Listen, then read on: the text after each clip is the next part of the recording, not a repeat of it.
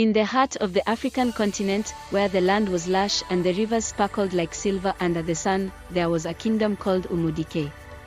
It was a place of abundance and harmony, ruled by the noble King Agabido and his gracious wife, Queen Adaku. Their reign was celebrated for its fairness, wisdom, and unwavering compassion toward their people. The villagers of Umudike lived simple yet fulfilling lives. They worked the fertile lands, raised their children in the ways of tradition, and celebrated their culture with vibrant festivals. They were a happy and loyal people, bound by their love for their king and queen. But amidst this serenity, there was a shadow, a dark spot on the otherwise pristine legacy of King Agabido and Queen Adaku. This shadow was their only child, Princess Adanna.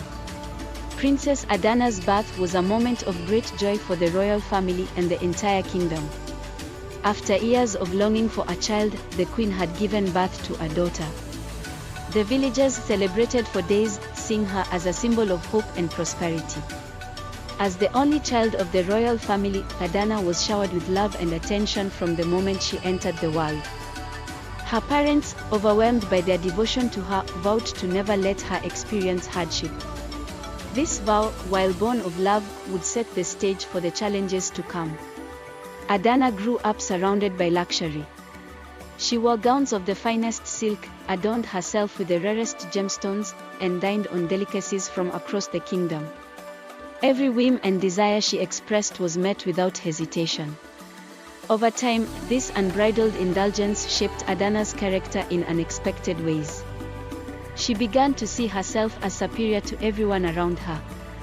To her, the villagers were beneath her, her servants were tools, and even her parents' guidance was unnecessary. As Adanna entered her teenage years, her arrogance blossomed into outright cruelty. Her servants bore the brunt of her harshness.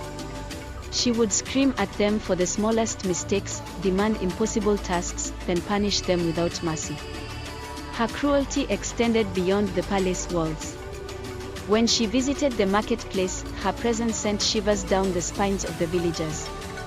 She would knock over stalls, demand free goods, and berate anyone who dared to meet her gaze.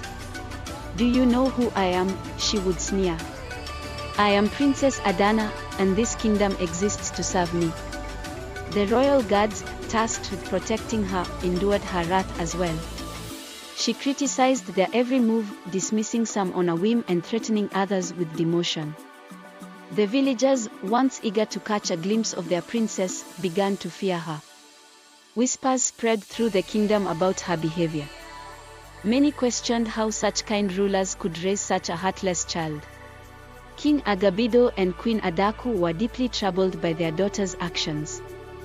They had raised her with love, but they now realized that their overindulgence had allowed her arrogance to grow unchecked. The king tried to teach Adanna the responsibilities of leadership, taking her to council meetings and introducing her to the challenges faced by their people. But Adanna was uninterested. She dismissed the villagers' struggles as irrelevant to her life. The queen, too, tried to guide her. She shared stories of their ancestors, leaders who ruled with compassion and humility. She reminded Adanna that true strength lay in kindness. But Adanna would roll her eyes and say, "Why should I care for people who do nothing for me?" Their efforts seemed in vain, and the villagers' discontent grew. "The king and queen are good people," they would say, "but their daughter will bring ruin to this kingdom if she does not change." One evening, after a particularly harsh outburst in which Adanna had ordered a servant whipped for spilling wine, she retired to her chamber feeling triumphant. To her, life was as it should be. She was powerful, admired, and untouchable. As she drifted into sleep, she began to dream. In her dream, she woke up in a strange and desolate village. Her luxurious chamber was gone, replaced by a cold and filthy alley. Her silk gown was now a ragged piece of cloth barely clinging to her frame. Her feet, once adorned with golden sandals, were bruised and bare. Adanna's stomach growled with hunger, and she felt weak and disoriented. She stumbled through the streets, calling out for help. But instead of bowing to her as they always had, the villagers jeered at her. "Who are you to demand anything from us?" they mocked. You are nothing but a beggar. In the dream, what felt like a single night in the real world stretched into 5 long years of torment. Adanna lived as an outcast, scrounging for food and enduring the harsh treatment of those around her. She experienced the pain of rejection, the sting of insults, and the despair of being invisible. She was chased away from homes, beaten for begging, and left to sleep in the cold. As the days turned into years, Adanna began to reflect on her past. She saw herself in the faces of those who now mistreated her, and it broke her heart.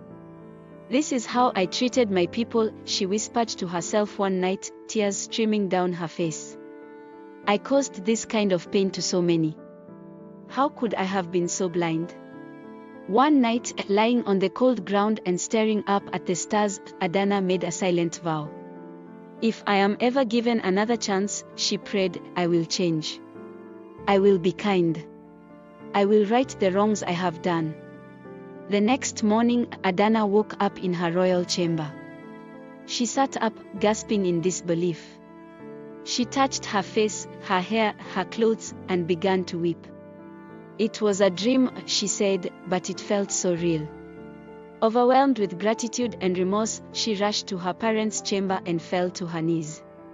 "Father, mother," she cried, "I have wronged you, the villagers, and everyone in this kingdom. I had a dream where I lived as a beggar, and I suffered greatly. I now understand the pain I caused. Please forgive me." The king and queen were astonished but deeply moved by their daughter's sincerity. Queen Adaku knelt to embrace her, while King Agabido placed a firm yet loving hand on her shoulder. "We forgive you, Adanna," the king said, "but forgiveness is only the beginning. You must show through your actions that you have truly changed." "I will," Adanna promised. "From this day forward, I will dedicate my life to serving the people I once wronged." True to her word, Adanna transformed.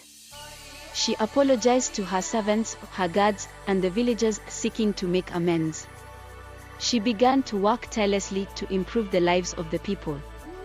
She organized free feasts for the poor, provided resources to struggling families, and rebuilt the marketplace she had once terrorized.